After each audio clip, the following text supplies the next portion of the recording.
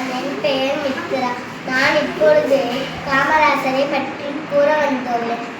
கர்மவீரர் காமராசர் அவர்கள் 1903ஆம் ஆண்டு ஜூலை மாதம் 15ஆம் தேதி விருதுநகரை பிறந்தார். குமாரசாமி மற்றும் சிவகாமி அம்மையார் ஆகியோர் காமராசரின் பெற்றோர். அவர் காங்கிரஸ் கட்சியில் இணைந்து இந்திய சுதந்திர போரில் பங்கு பெற்றார். காமராசர் 1954 முதல் 1963 வரை 9 ஆண்டுகள் தமிழகத்தின் முதல்வராக பணியாற்றினார்.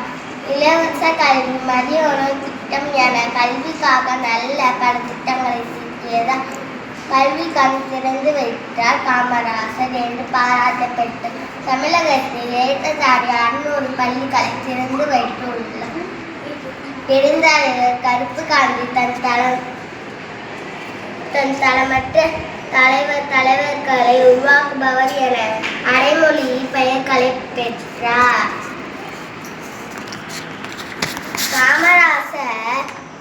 காமராசர் அவர்கள் 1975ஆம் ஆண்டு அக்டோபர் 2ஆம் தேதி மறைந்தார். வாய்ப்பு கொடுத்த சுதந்திர இயக்கத்துக்கு நன்றி.